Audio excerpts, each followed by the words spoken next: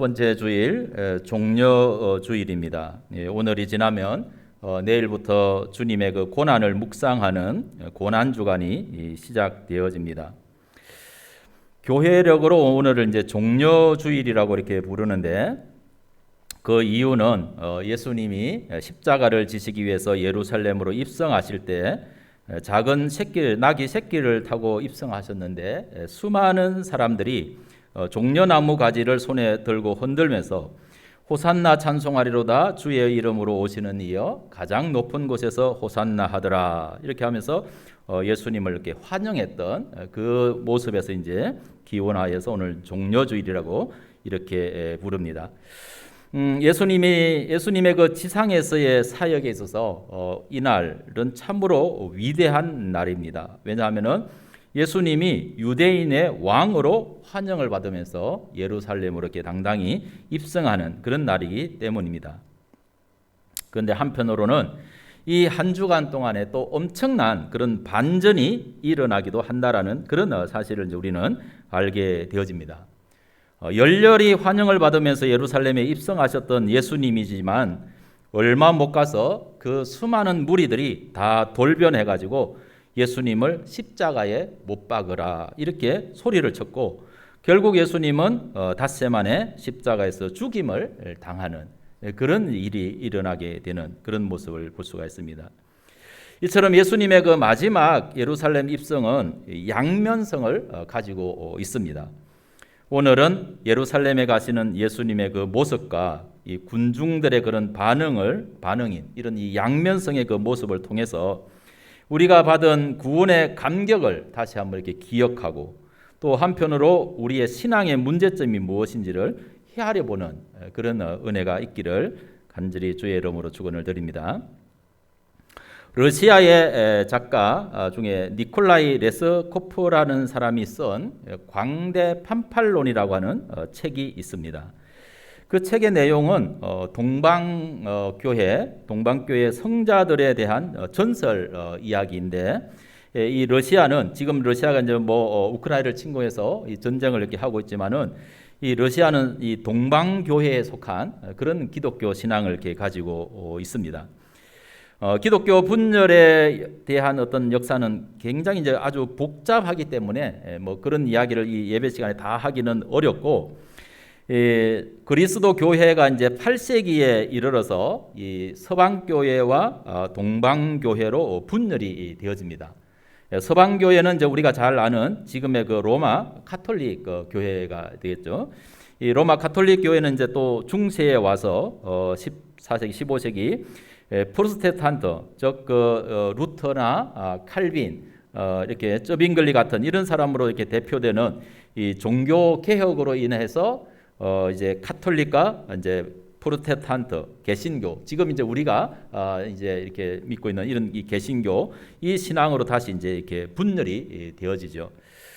5세기 후반에 이 게르만 민족의 이동으로 인해 가지고 서로마 제국이 붕괴가 이렇게 됩니다.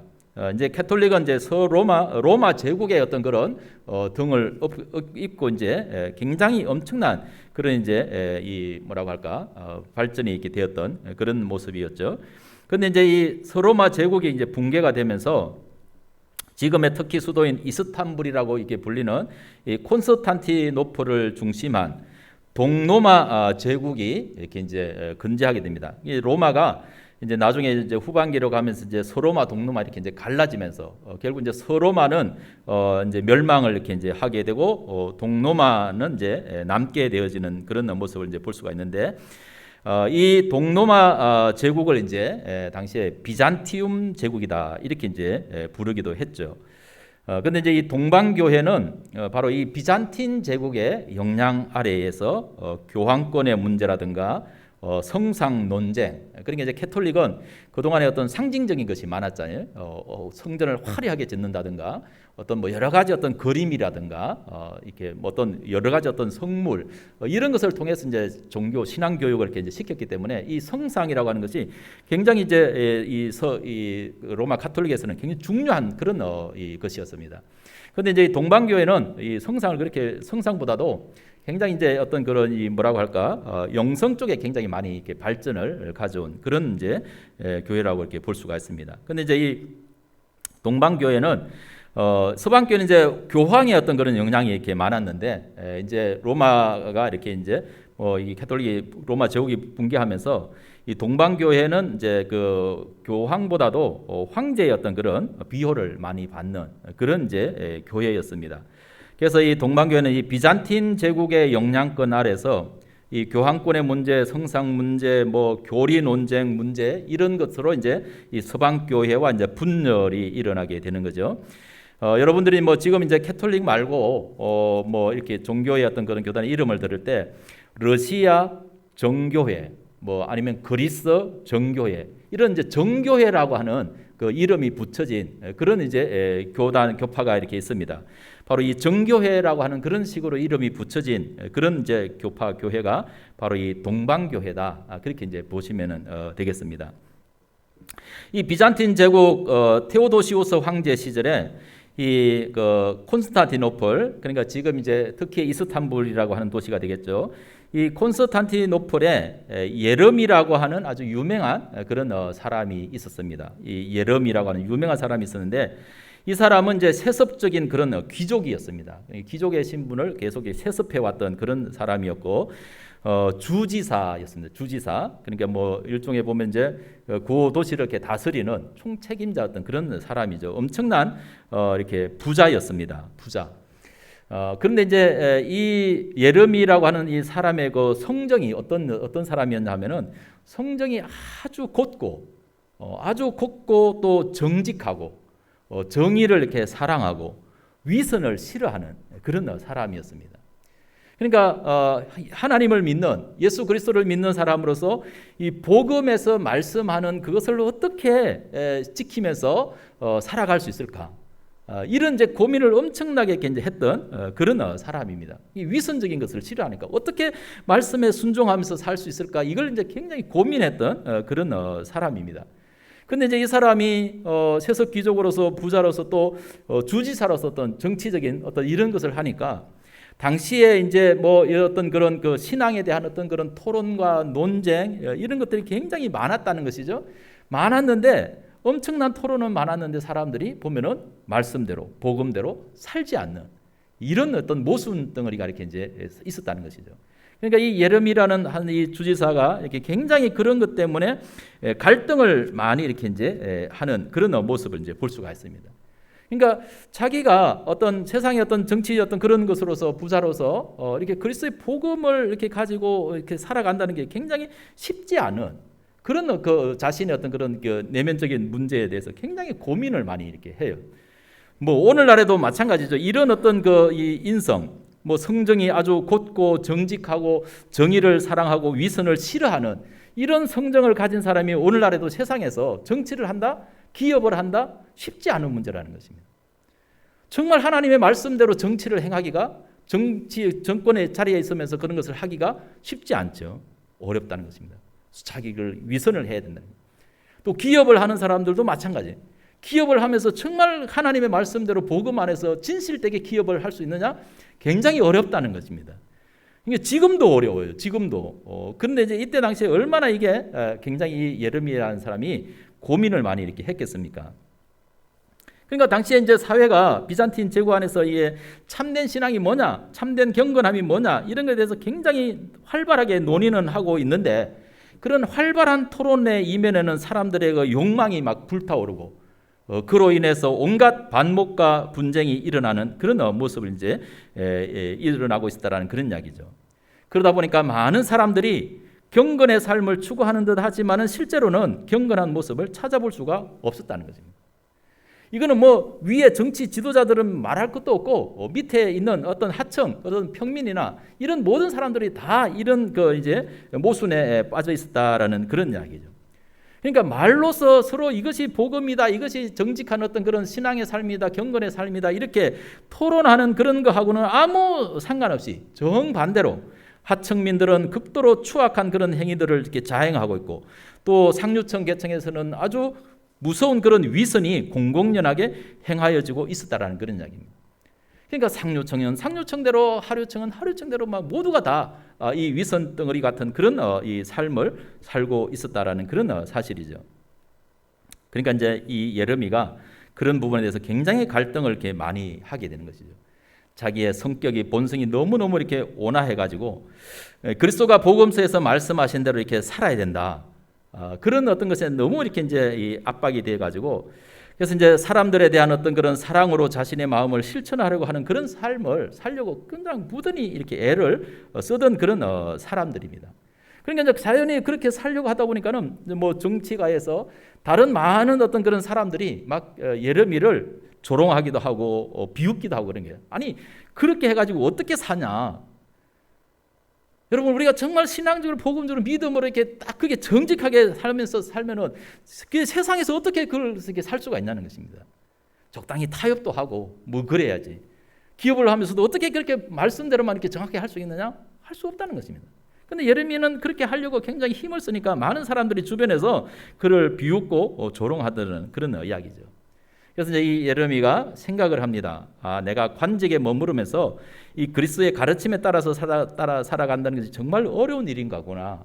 이런 이제 생각에 이렇게 몰입하다 보니까 그래서 나중에는 결국 막 자기를 시기하는 이런 사람들도 많아가지고 황제 앞에 가가지고 이제 자기가 황제한테 그런 건의를 합니다. 나를 파면해 달라. 그러니까 뭐 다른 사람이 어떤 거에 의해서 이렇게 뭐 이렇게 시기해서 자기가 이렇게 한다 그러면 오히려 다른 사람도 상처를 줄 수 있으니까 그러지 말고 당신이 황제가 나를 이렇게 파면을 해라. 그러면서 자기가 이제 관직을 떠나게 되어집니다. 관직을 내려놓습니다.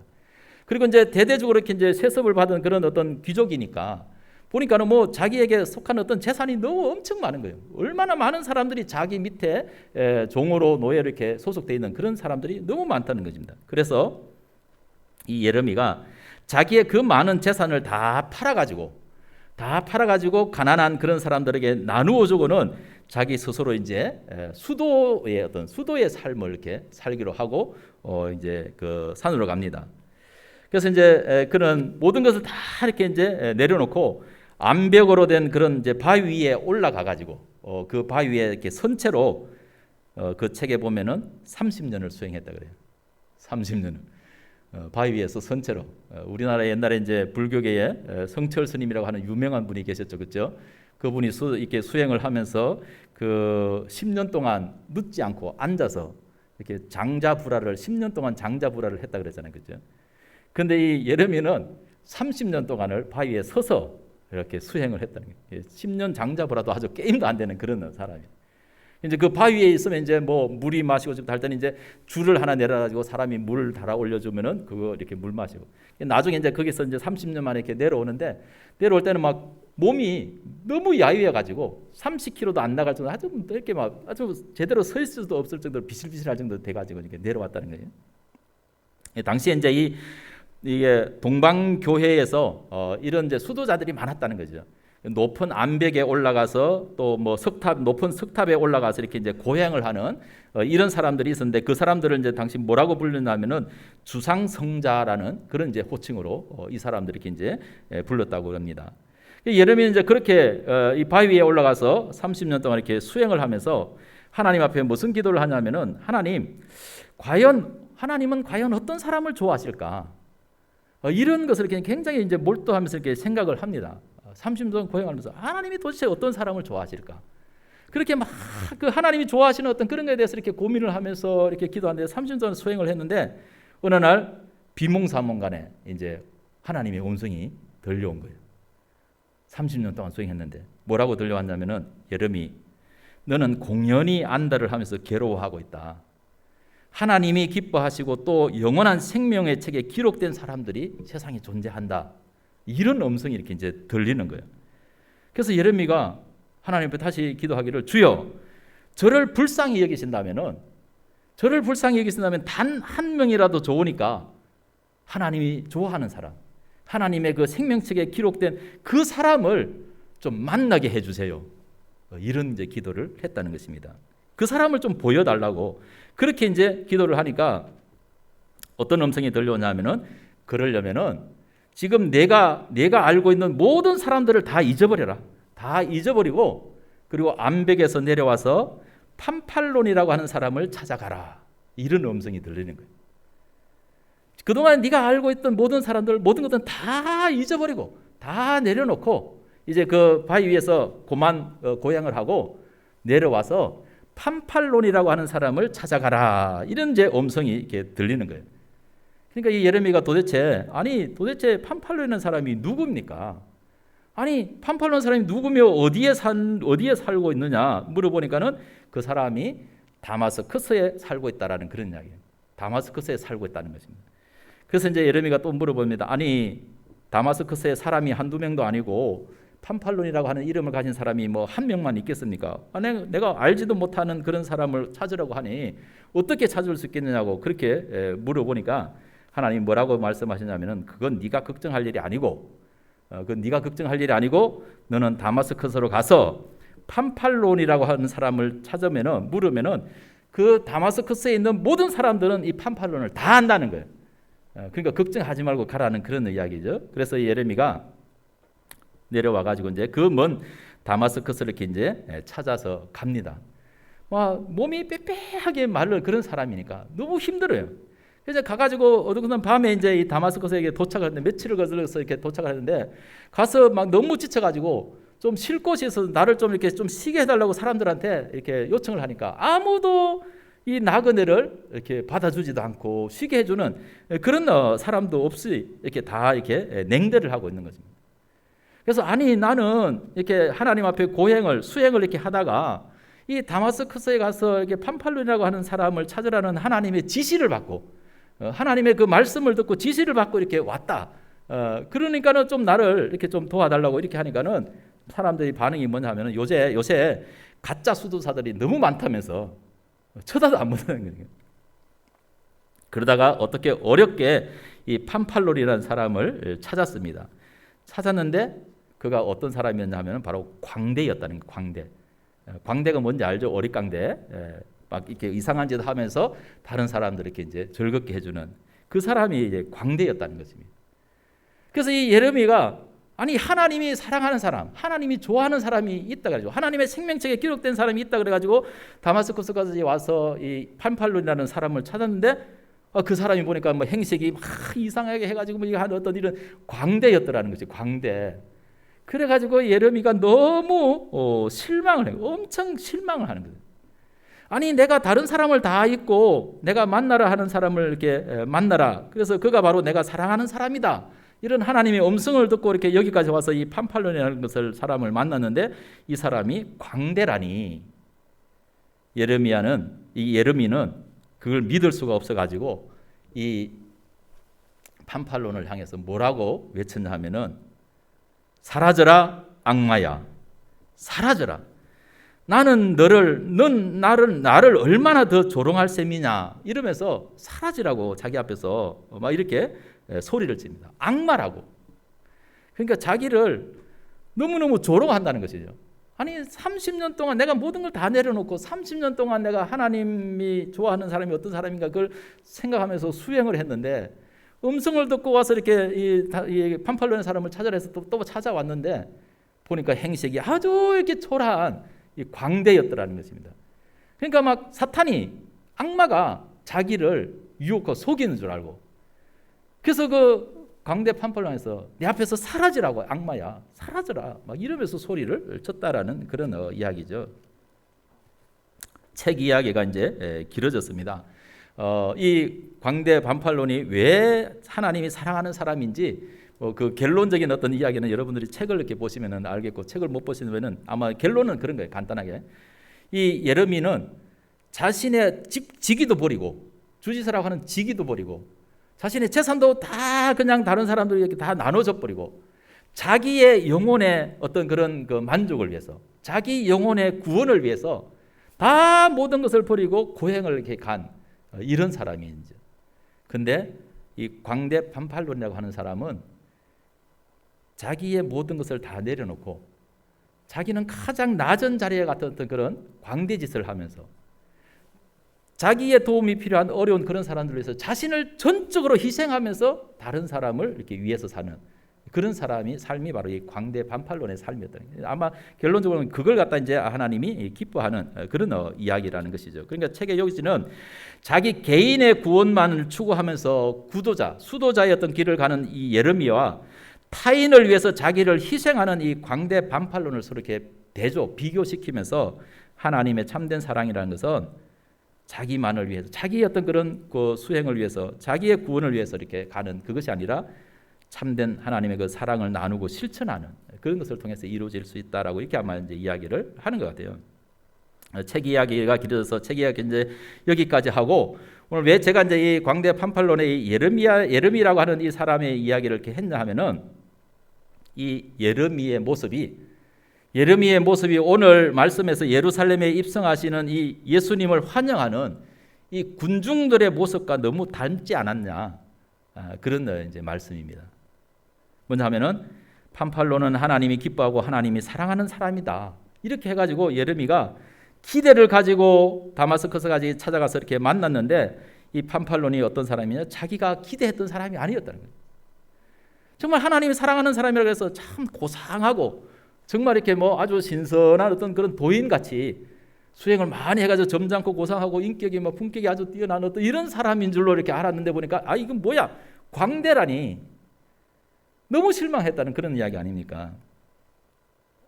그 모습이 바로, 그래서 이 예레미야가 그 하나님이 사랑한다고 하는 광대 판팔에서 사라져라 이 악마야, 사라져라, 뭐 이렇게 외쳤다는 거죠. 여러분, 여기서 여러분 겹치는 그런 모습이 이렇게 없습니까?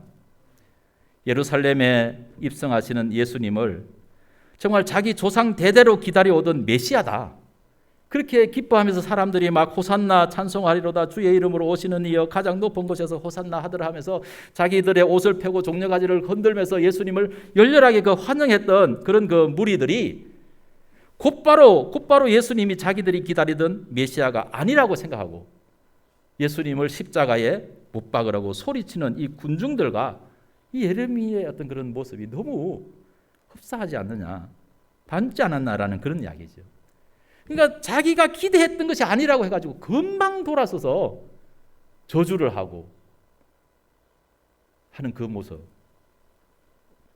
그게 바로 또 우리의 모습이다라는 거예요. 그러니까 오늘 이 종려주일은 오늘 이 주일은 종려주일인 동시에 우리는 이제 고난주일이라고 이렇게 이제 부르기도 이렇게 하죠, 그렇죠? 한편으로는 축제지만은 한편으로는 애통해야 하는 전혀 다른 그런 두 개의 이미지가 같이 야누스처럼 공존하는 그런 주일이라는 거예요. 마치 어떻게 보면은 결혼식과 장례식을 동시에 치러야 되는 그런 그 모순 같은 어떤 이런 그 모습이 오늘 주일입니다. 이 종려주일은 한편으로는 환영이고 한편으로는 배신이라고 하는 이 두 개의 장단이 동시에 전개가 되는데, 우리가 어디에다가 장단을 맞춰야 될지 찾기가 좀 어렵다는 거죠. 그래서 저는 가끔 이 종려주일에 이렇게 설교를 준비하면서 주님을 왕으로 열렬히 환영하는 이 영광스러운 그런 주님을 환영하는 데 초점을 맞춰야 될지, 아니면 환영하는 무리들로부터 버림을 당하고 고난과 십자가의 죽임을 당하시는 것에 설교에 초점을 맞춰야 될지 되게 어떤 때로는 갈등할 때도 이렇게 있어요. 종려주일과 고난주일이라고 하는 이 구도 설정이 바로 우리의 신앙의 양면성을 보여주고 있다라는 그런 사실을 우리가 알 수가 있습니다. 여러분, 오늘 우리는 어떻게 하나님 앞에 예배를 드려야 하겠습니까? 예루살렘에 입성하신 주님을 환영하면서 기뻐하는 축제의 예배를 드려야 될까요? 아니면은 곧 예수님께 들이닥칠 고난의 그림자를 우리가 떠올리면서 예배를 해야 할까요? 주일은 주님이 부활하신 날이니까 오늘은 기뻐하고 내일부터 한 주간 고난의 삶에 우리가 동참하면 되지, 그런 마음입니까? 이 해답을 찾기 위해서 예수님이 나귀 새끼를 타시고 예루살렘에 입성하신 이 모습을 우리가 한번 다시 주목해 봐야 된다는 그런 이야기입니다. 오늘 말씀 12절의 말씀은 스가랴 9장 9절의 말씀을 인용한 그런 말씀입니다. 스가랴 9장 9절, 시온에 따라 크게 기뻐할지어다, 예루살렘에 따라 즐거이 부를지어다. 보라, 내 왕이 내게 임하시나니 그는 공의로우시며 구원을 베푸시며 겸손하여서 나귀를 타시나니 나귀의 작은 것 곧 나귀 새끼니라. 그렇게 말씀하십니다. 예수님께서 겸손의 왕으로 오셨다고 말씀하십니다. 이번 주 성경 일과 신약 서신서의 말씀 빌립보서 2장에서도 정언하듯이 예수님은 근본 하나님과 같은 그런 본체시였지만은 자신을 낮추셔서 종의 모습으로 오셨다. 십자가에 죽기까지 복종하셨다. 그런 그 말씀처럼 예수님은 만왕의 왕이신 예수님은 정말 자기를 낮추고 겸손의 왕으로 백성들에게 오신 것이 분명하다라는 그런 사실이죠. 그런데 유대교의 탈무드에 이 메시아가 오시는 것에 대한 색다른 그런 해석이 있습니다. 그게 뭐냐면은 만약에 이스라엘의 신앙이 훌륭하다고 한다면은 정말 이스라엘의 신앙이 훌륭하다면 메시아는 어떻게 오시느냐? 다니엘서 7장 13절에서 14절의 말씀을 중심으로 메시아가 온다는 거예요. 그게 보면 뭐라고 했냐면은 내가 또 밤 환상 중에 보니 인자 같은 이가 하늘 구름을 타고 와서 옛적부터 항상 계신 이에게 나아가 그 앞으로 인도되며 그에게 권세와 영광과 나라를 주고 모든 백성과 나라들과 다른 언어를 말하는 모든 자들이 그를 섬기게 하였으니 그의 권세는 소멸되지 아니하는 영원한 권세요 그의 나라는 멸망하지 아니할 것이니라 라는 이런 말씀입니다. 그러니까 예루살렘에 메시아를 기다리는 그 사람들의 신앙이 정말 월등하게 하나님의 뜻을 알고 뛰어나고 이렇게 좋은 그런 신앙이었다면은 예수님은 어떤 모습으로 온다는 거예요? 하늘 영광 구름을 타고 오신다는 거예요. 구름을 타고. 탈무드가 그런 해석을 하고 있는 거예요. 그런데 반대로 이스라엘 메시아를 기다리는 이스라엘의 신앙이 훌륭하지 않다면은 메시아는 바로 이 스가랴 9장 9절의 말씀을 성취해서 키 작은 나귀 새끼를 타고 올 것이다. 그렇게 탈무드가 해석을 한다는 것입니다. 그러니까 이 탈무드의 전통은 뭐냐면은 메시아가 예루살렘에 들어가는 그 모습 자체가 바로 예루살렘, 메시아를 기다리는 예루살렘 백성들의 신앙의 모습이 어떤 것인가를 나타내주고 있다는 그런 이야기입니다. 예루살렘 백성들이 신실하게 하나님을 섬기고 있었다면 메시아는 하늘 구름을 타고 영광 중에 예루살렘에 들어갈 것이지만은 반대로 그들이 교만하고 패역한 그런 백성으로서 제 가운데서 살고 있다면은 메시아는 나귀 새끼를 타고 불안한 그런 모습으로 겸손한 모습으로 들어와야 됩니다. 자, 이와 같은 해석을 따라서 우리가 생각하면은 예수님이 나귀 새끼를 타고 아슬아슬한 그런 모습으로 입성하시는 이 모습은 예루살렘 백성들의 그 교만하고 그 패역한 그런 백성들이다라는 그런 사실이라는 것이죠. 그러니까 너희들의 그 교만과 너희들의 그 패역함을 내려놔라. 겸손해라. 이 모습으로 예수님 메시아가 오셨다라는 그런 사실을 우리에게 말씀을 해주고 있습니다. 오늘 이 요한복음에는 예수님이 예루살렘에 들어가서 어떤 예를 하셨는가에 대한 이야기는 이제 나오지 않아요. 다른 어떤 그런 장면으로 이렇게 넘어가는데 마태복음에 가보면 이제 마태복음에서는 이를 증명하기로 하듯이 예수님이 예루살렘에 들어가신 다음에 바로 하시는 일이 뭐예요? 성전에 들어가 보니까 성전이 얼마나 지저분한지 몰라. 거기 안에 있는 무리들이 하나님을 섬기는 거룩한 무리들이 아니라 자기들의 인간의 탐욕과 욕망을 가득 채우기 위한, 그래서 성전을 갖다가 하나님의 기도하는 집을 갖다가 강도의 구례로 만드는, 소굴로 만드는 거예요. 그래서 예수님이 들어가자마자 막 채찍을 가지고 막 성전에서 장사하는 사람들을 내쫓고 막 매매한 사람들을 다 이렇게 내쫓고 그런 일을 갖다가 예수님이 이게 성전에 들어가셔서 하셨다라는 그런 이야기입니다. 바로 예루살렘 백성들의 신앙의 모습을 보여주는. 그러면서 그 성전을 들락날락하게 하면서 잎사귀만 무성해가지고 열매 없는 그런 무화과 나무를 예수님이 저주하시기도 하셨다는 거예요. 사랑하는 성도 여러분, 만일 예수님께서 오늘 우리에게 오신다면은 나귀 새끼를 타고 오시겠습니까? 아니면 영광 중에 구름을 타고 오시겠습니까? 주님을 맞이하는 우리의 모습은 어느 쪽에 가깝습니까? 어쩌면 우리는 한 발은 이쪽에 양쪽에 한 발씩 걸치고 어중간하게 살아와서 이 물음에 우리가 대답하지 못할 그런 모습으로 주님 앞에 서게 되지 않을까 하는 그런 생각도 들어집니다. 여러분, 내일부터 고난주간이 시작됩니다. 주님 앞에 서게 될 우리의 모습을 한번 이렇게 돌아보면서 정말 우리가 겸손히 낮아지고 주님의 십자가에 참여함으로써 부활하신 예수님의 부활하신 영광의 주님을 맞이할 수 있는 저와 여러분이 다 되시기를 주의 이름으로 축원합니다. 기도하겠습니다. 거룩하신 하나님, 주님께서 하나님의 영광의 본체이시지만 그 영광을 다 내려놓고 이 땅에 낮은 사람의 모습으로 오시고 종의 모습으로 겸손하게 메시아이시면서 예루살렘에 들어가셨습니다. 많은 무리들이 예수님을 이렇게 호산나 다윗의 자손으로 오시는 이여 메시아를 이렇게 환영했지만은 얼마 가지 못해서 그들은 다 예수님을 배신하고 십자가에 못 박으라고 그렇게 부르짖는 그런 어리석은 백성들이었습니다. 주님이 예루살렘에 오시는 그 모습이 우리의 신앙을 보여준다고 말했는데 주님은 정말 우리에게 영광스러운 그런 구름을 타고 오시는 분이신지 아니면은 겸손히 나귀 새끼를 타고 오시는 분이신지 우리 자신의 신앙을 돌아볼 수 있는 은혜를 주옵소서. 우리가 교만하면은 나귀 새끼를 타고 오시는 주님을 바라보면서 우리가 겸손의 자리로 내려가야 될 줄로 믿습니다. 우리가 겸손하게 하나님을 잘 섬긴다면 영광으로 오시는 주님 그걸 우리가 이렇게 맞이하게 될 줄로 믿습니다. 거룩하신 하나님, 성령께서 저희 마음을 주장해 주셔서 주님이 십자가의 자신을 내어주신 같이 겸손한 그 모습을 따라 주님의 그 고난의 길에 함께 동참하는 저희들 되게 하여 주셔서 그리스도의 부활의 영광의 그 기쁨을 만끽하게 하여 주옵소서. 예수님의 거룩하신 이름으로 간절히 기도드립니다. 아멘.